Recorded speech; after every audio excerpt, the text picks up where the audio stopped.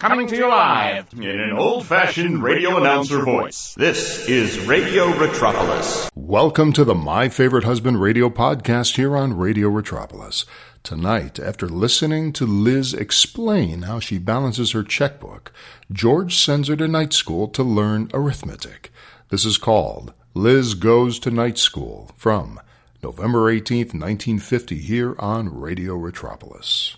It's time for My Favorite Husband, starring Lucille Ball.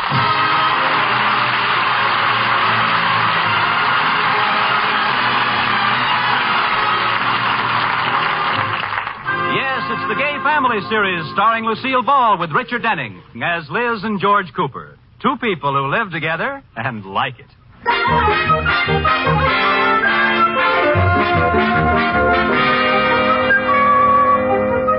As we look in on the Coopers, it's afternoon at the Sheridan Falls National Bank, and George Cooper has just received an urgent summons to the office of the president of the bank. Did you want to see me, Mr. Atterbury? Yes, I did. Come in, George boy. Is something wrong, sir? George, as you know, we here at the bank encourage, yea, insist, that the families of our employees do their banking with us. Yes, sir, I know. I just finished looking over Liz's monthly statement. Yes? Boy, as a favor to me and to the bank, would you ask Liz to take her business elsewhere? Well, what happened this month? Was she worse than usual? Oh, that girl, boy. Thanks to her, 3 tellers were here all night. Oh, gee, I'm sorry. Well, I'll have to apologize to them. It's too late. 2 of them quit this morning, and the other one sitting numbly at his desk and doesn't seem to recognize any of it. Well, just exactly what did she do? Well, it's hard to know where to start. Look at this check. If I can believe what I read, it's dated the 19th of Octopus. And it's payable to the Shimeon Phil's Gas Corn-Fed. That's the Sheridan Falls Gas Company. Oh. Well, you've had more practice interpreting her writing than I have. Look at that signature. Mrs. Garage Cowpen. I'm sorry, Mr. Atterbury. Maybe I can get her to write better. Well, try, boy. By the way, I think she's overdrawn again. Oh, don't you know? No, but look at the note she wrote on this check. Dear Mr. Teller, if I don't have enough money to cover this, please be a lamb and hold this check till next month. Oh, no. P.S. Thanks, Oodles, and I'll put in a good word for you with George. Oh, this is the worst yet. She's gone too far, even for Liz. I'll speak to her tonight. And when you do, speak sharply, boy. Understand it isn't just me. I can't stand this terrific turnover in tellers.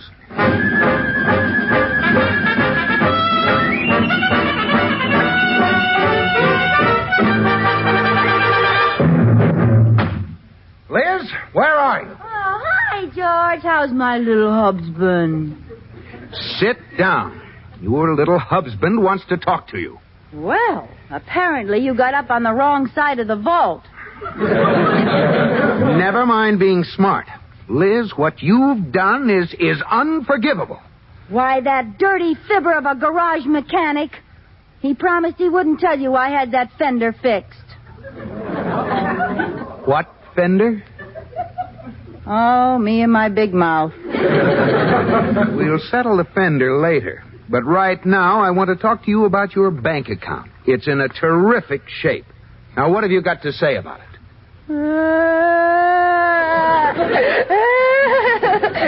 Oh, that's what you always say. Oh. Now, we'll figure this out, Liz. Dry your eyes. Come on. Oh, I didn't get to the tears yet.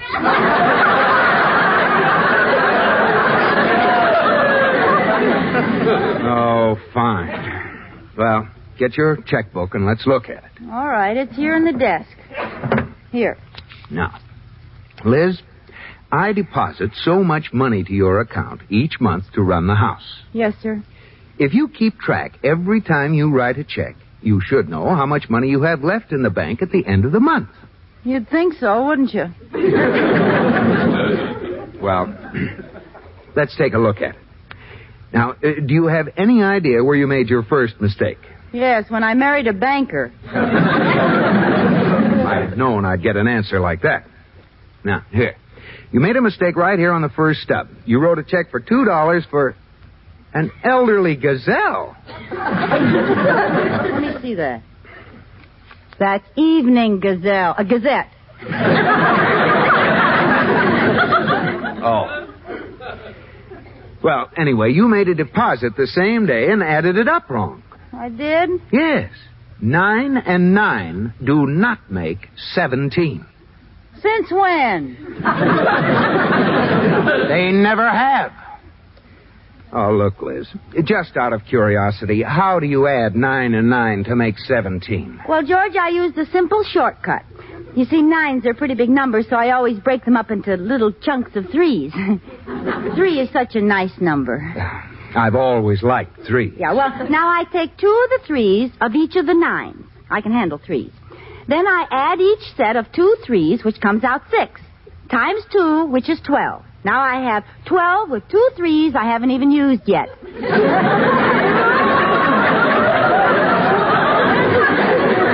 And frankly, George, there's nothing as confusing as 2 single 3s. Oh, nothing. I take each single 3 and break it into a 2 and a 1. Then I take 2 2s and scrunch them together into a 4. And I put the 4 on top of the 12, and that's 16. Now I've got 2 1s left, and 1 times 1 is 1. Pile it on top of the 16, and what do you have? 17.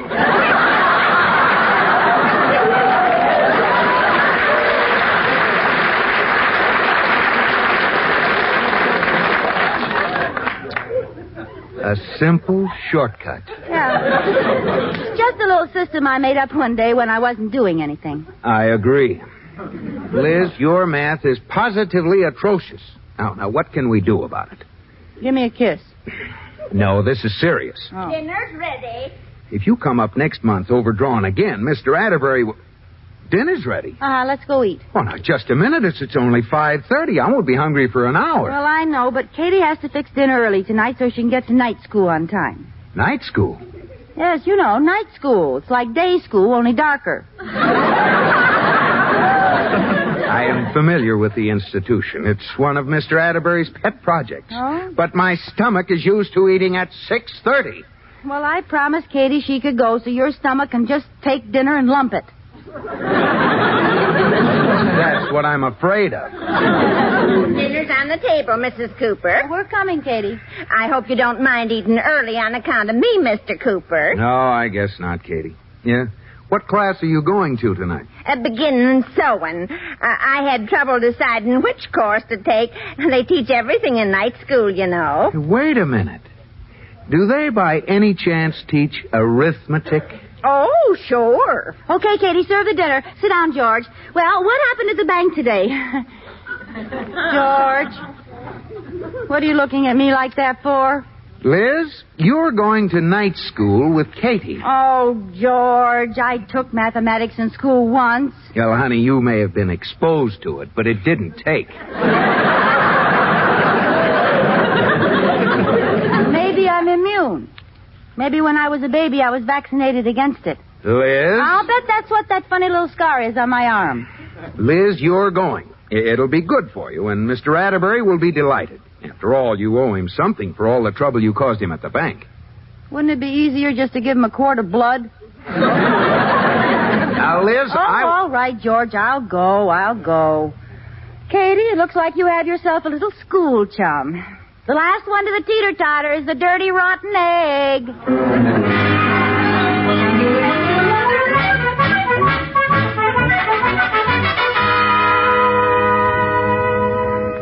Well, Liz, what'll we do tonight? What do you mean, do? We have to do our homework. What? I started school last night, remember? We have to spend this evening on our arithmetic problems. Our arithmetic problems? Well, George, you got me into this. I thought we'd do them together. Oh. I'll read you the problems and you give me the answers. I have a better way of doing them together. I'll read you the problems and you give me the answers. Well, if you want to do it the hard way. Here, we're supposed to do problems 1 to 10. Okay. Are you ready? Ready? First problem. Mary has 8 apples and Susan has 5 apples. Susan gives her 5 to Mary. How many apples does Mary have? Well? Why should Susan give her apples to Mary? That's not the problem. Well, it isn't fair. Mary already had more apples than Susan. What's the answer? 13. Right. I'd like to know what Mary has on Susan. Forget it.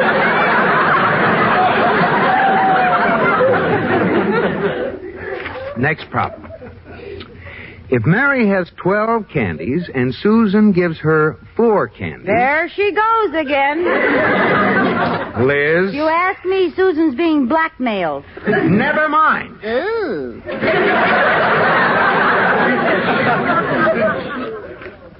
Problem 3. Mary has 21 oranges and Susan takes away 9. Ha! The worm turns. All right. I'll skip past Mary and Susan. These problems are too easy for you. No, they're not. Yes, they are. Oh, gee, this book brings back memories. I used to get a big kick out of working problems like these. Oh, here's one about a man in business.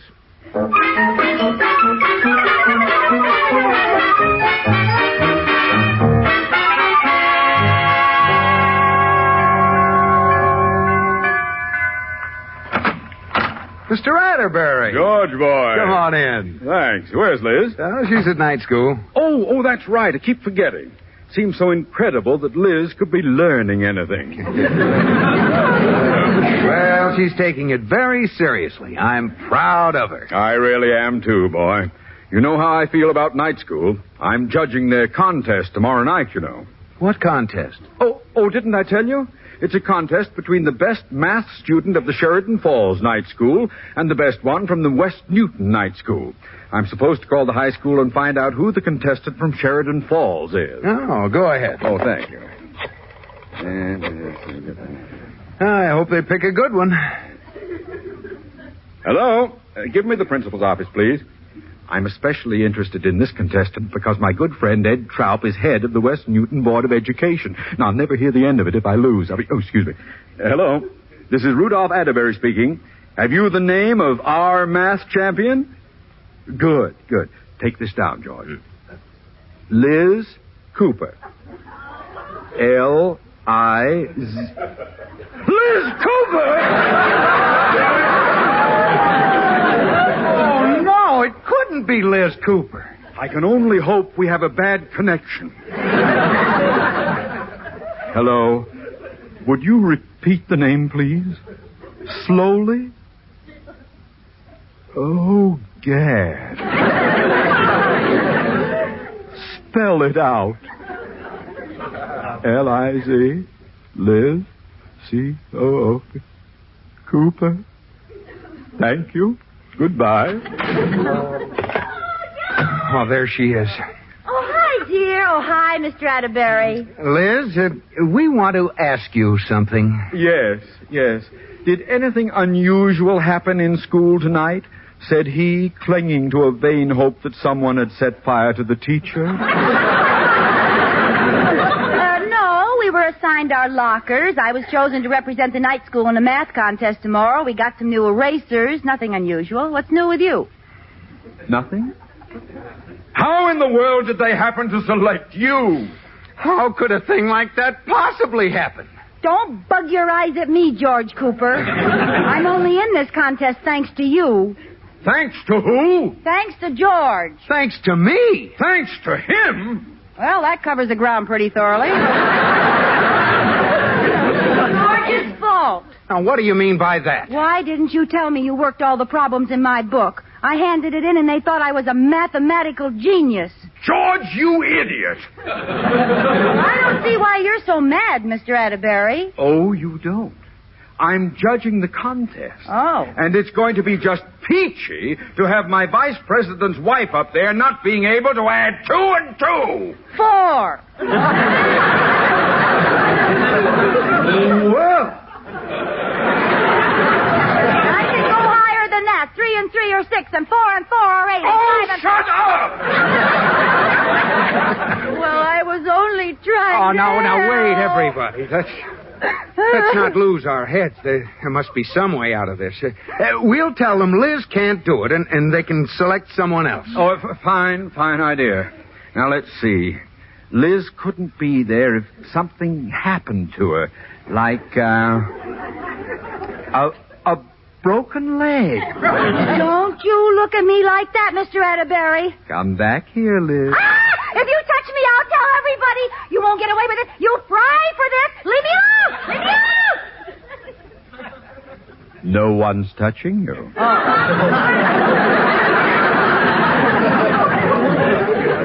Well, then, there's only one thing to do, George. What? Yeah, what? We're going to teach you arithmetic. Oh, no. Break my leg. Go on, here. I'll lay it across the chair. Jump on it. Go ahead. Jump on it. Go ahead. George, you get some pencils and paper. Liz, you put the coffee on. We're going to get some math into your head if it takes all night.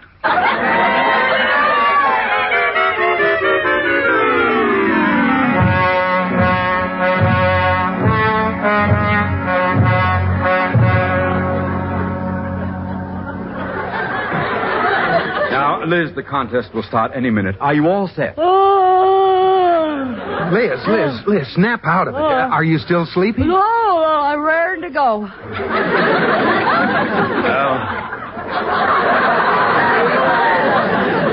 Courage, girl. We are ready to start, Mr. Atterbury. We'll be right there. I'll be down in the front row pulling for you, Liz. Good luck. Thanks, dear. All right, now come out on the stage. Ladies and gentlemen, before we start our little contest, I'd like to introduce some of the people up here on the stage. First, the head of the Board of Education of West Newton, my good friend, Ed Trout. Thank you, Rudolph. And now our contestants. From West Newton, Mr. Richard Hill. Thank you. And the contestant from Sheridan Falls, Mrs. George Cooper. Liz. 65. Susan has 4. Oh. Now, if the contestants are ready, we'll start the contest. We'll start with some geometry. The first problem goes to Mr. Hill. Give me the theory of Pythagoras. The square of the hypotenuse of a right triangle is equivalent to the sum of the squares of the other two sides. Right.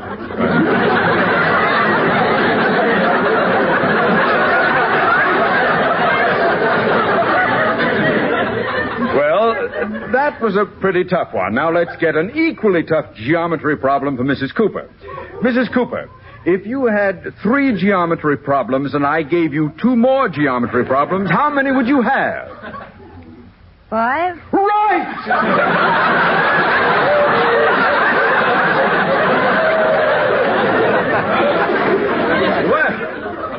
Well. Apparently...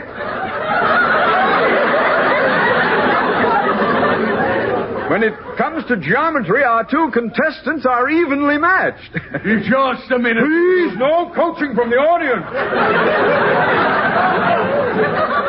Now for some algebra. Mr. Hill, a pole 20 feet long is divided into 2 sections. Letting x equal the short section and 4x the long section, what is x and what are the lengths of the 2 sections? X is 4, one section is 4 feet, and the other is 16 feet. Correct. Now, Mrs. Cooper, for your algebra problem. H equals I. If H is 4, what is I? Mrs. Cooper! Huh? What is I? You is keeping me awake, that's what you is.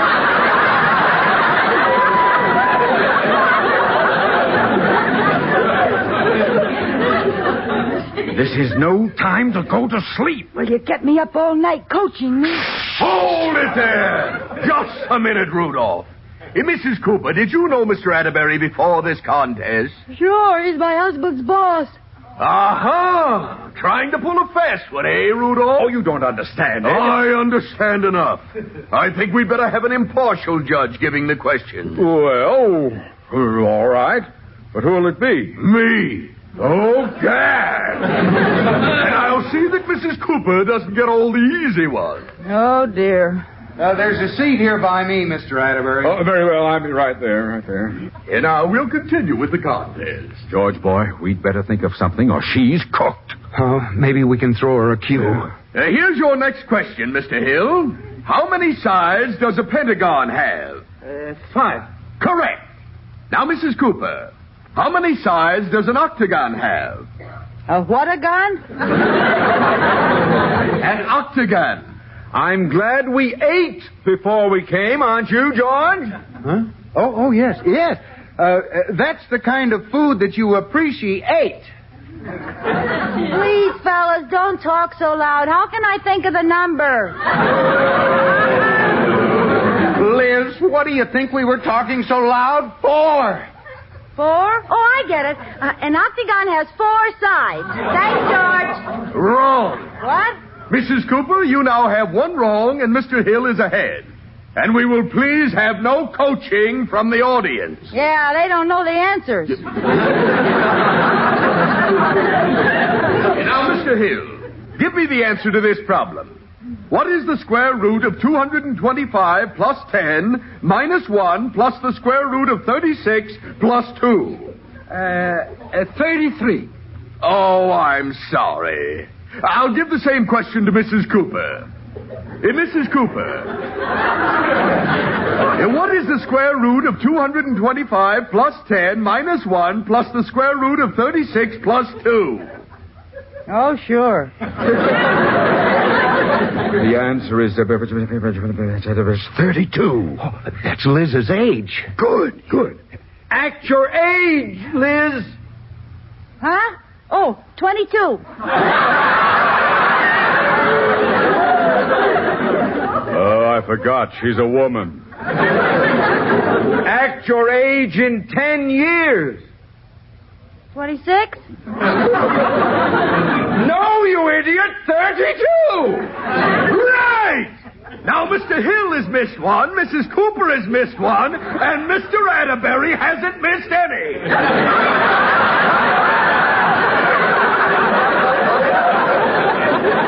Now, look, Atterbury, we can't buck the three of you. If you'll shut up, I'll give them each the same question, and whoever gets it right wins. Okay. What am I saying? All right. Now, I'll only give the problem once. How much is 275 plus 493 times 135 divided by 2? Oh, Gad! Hey, Mr. Hill? 5, 1, 3,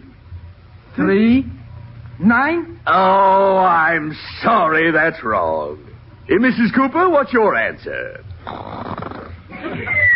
Mrs. Cooper, I'd like your answer. Hey, Mrs. Cooper! Huh? Put the coffee on, honey. I'll be right down. I'd like your answer, and no help from the audience, please. I'd like your own number. Where's George? Your own number. Oh, 51340. That's right!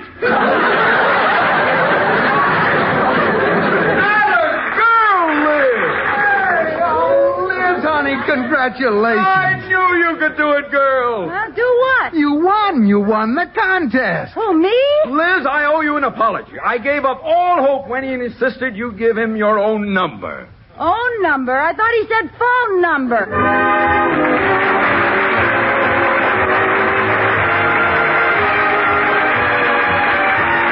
That was Liz Goes to Night School from November 18th, 1950, here on the My Favorite Husband radio podcast on Radio Metropolis. This episode was classic I Love Lucy all the way through, which is almost getting redundant to say at this point of the My Favorite Husband episodes and podcasts, since I seem to be saying that every episode now. This group of actors together had found a very comfortable formula, and writers, I should say, with Jess Oppenheimer and Madeline Pugh and all the rest. They found this very comfortable formula, and each actor knew who their character was. The writers knew who the characters were. Lucille Ball had, by this point, defined her character that would now be the template for her roles through all of her television series, going through, of course, I Love Lucy, and Here's Lucy, The Lucy Show, and Life with Lucy that came after that. We now have witnessed several episodes in which Liz screws up the household money budgeting. So why on earth would a man who is an executive in the banking business allow his wife, who cannot do the simplest of addition, handle the family finances? I don't know. Of course, if she didn't, then we would have no comedic plot for this episode then, would we? By the way, why, and this is something I really don't understand, why is the bank concerned with how she enters the numbers and the memo, who it's written to, on the check itself? Why would they care? Because they're actually getting the return check at this point, right? I've never heard of a bank acting like a personal bank manager, and especially Atterbury, the bank president, overseeing her every entry. Like I said, they only get the checks after they've been cashed, so they get sent from the business, the place of business that the person would actually send them to. So I'm not quite sure why that is the way it is. But it was a funny scene, so that, for me, I guess that's all it has to be. I particularly like Liz's brand of math, of how 9 plus 9 equals 17. Of course it does. It reminds me of a classic Abbott and Costello bit from their 1941 film In the Navy. And they've repeated this bit through their TV shows over and over again, just like Who's on First. I'm going to play you the clip, and you'll hear the similarities in Liz's and Lou Costello's method of simple addition. Here it is. I mean, 7 times 13 is 28. That's ridiculous. Yeah, I'll figure it out here. What's the matter with you? Yeah, I got this all figured out. No kidding. You have? Yeah, I figured it out myself. Prove that to me. I'm going to prove it to you. Don't worry. It's ridiculous. No, it ain't. Oh, come. No, it ain't. It's not ridiculous. No sense to your arguments. That's so. Go ahead. You'll see. Now, there were 7 officers. That's right. There's a 7. Now I'm going to divide and prove it to you. Now, 28 donuts. 28 donuts. Now, wait a minute. You claim the 7 goes into 28 13 times? Mm-hmm. Prove it to me. Now, 7 into 2. What do you mean 7 into 2? 7 will not go into 2, no matter how much you try. We know that. You couldn't even push that big 7 into that little bit of 2. Certainly not. Therefore, we can't use it, too. What are you going to do with it? I'm going to let Dizzy hold it. Dizzy, you hold that 2 for me, will it, please? Thank you. I'll use it later. Mm-hmm. What is this all about? Now, 7 into 8, 1. Now, we're going to carry the 7. Carry the 7. We're going to carry the 7. So carry it. It's getting a little heavy, so I'll put it right down there. 7 from 8. 1. Now, a minute ago, we didn't use it, 2. What do you mean? We're going to use it now. Use it? Dizzy, give me back the 2. Thanks. Put it right down there. So? See? Now, 7 into 21? 3 times. 3 times. 7, 28, 13. Oh, now, wait a minute. Come here. You ever go to school, stupid? Yeah, and I come out the same way. Oh, never mind that. Multiply this. Yeah. Put down 13 up there. Put down 13? Yes. Now, you claim that each officer gets 13 donuts. You gotta get Now, wait a minute. There's There's 7 officers. Put down 7. 7. Draw a line. Sure. Now, 7 times 13 is what? 28. Prove it. 7 times 3? 21. 7 times 1? 7. 7 and 1? 8. 2. Oh, no. Come on. It comes out right every one time. Well, it shouldn't come out right. It's got to come out right or I go in the brig. That I know. Just a minute. Here. We'll add this up. Put down 13 7 times. Okay. We'll add it up. That'll There's straighten 1, this out. 2, 3, 4, 5, 6. No, wait a minute. Oh, I forgot dynamite. Yes. I don't want to forget dynamite. No, there's 7 officers. Now we're getting it. Now, you claim all this added up amounts to what? 28. Give me the chalk. No, if you take it a slide, it'll come out right. Sure, there's something wrong. Yes. 3, 6, 9, 12, 15, 18, 21. 22, 23, 24, 25, 26, 27, 28. Oh. Now, if you know this scene from In the Navy, there's Bud Abbott and Lou Costello in it, of course. Plus, there's a third actor who in 6 years would replace his brother Jerome in the comedy trio The Three Stooges. You go, Jerome? I don't remember it, Jerome. That actor with Bud and Lou is Shemp Howard. Shemp would replace brother Jerome. You go, Jerome? I still don't know who this Jerome is. Well, we know him as Curly. This happened in 1946. after Curly suffered a devastating stroke on the set of Half-Wit's Holiday. And if you've watched that particular Stooges short, it's about three idiots being transformed into gentlemen. You will notice about 2/3 of the way through, Curly disappears completely because that's when he had his stroke. And he never returned as part of the trio. But he did return about a year later with a full head of hair, playing a sleeping passenger on a train snoring loudly, as discovered by Moe, Larry, and now Shemp. That short was called Hold That Lion, and that was in 1947. According to director Jules White, he said, and I'm quoting, "It was a spur-of-the-moment idea. Curly was visiting the set. This was some time after his stroke. Apparently, he came in on his own since I didn't see a nurse with him. He was sitting around reading a newspaper. As I walked in, he waved hello to me. I thought it would be funny to have him do a bit in the picture, and he was happy to do it. That would be the last time we'd see Curly, who would die 5 years later on January 18th, 1952, and he was only 48 years old. Many people may not know that Curly was not the original third stooge. Everybody thinks that it was always Moe, Larry, and Curly, and then Shemp came in. No, the original third stooge, Shemp. That's right. Shemp Howard wanted to go out on his own, and this happened well before the Stooges started doing their 15-minute shorts for Columbia. This is when they were still doing a vaudeville act with Ted Healy around the country. So Moe and Larry enlisted Moe's brother, younger brother, Jerome, who shaved his head and called himself Curly. Shemp returned on a temporary basis after Curly's stroke, thinking Curly may recover and come back, but that never happened. So Shemp stayed with the team until his untimely death on November 22nd, 1955, of a massive heart attack. He was 60. In our cast tonight was Frank Nelson and Shimon Ruskin. Ruskin was a well-known Russian character actor who spent 18 years in the Yiddish theater before performing in at least 60 films. He did radio here, of course, and Broadway.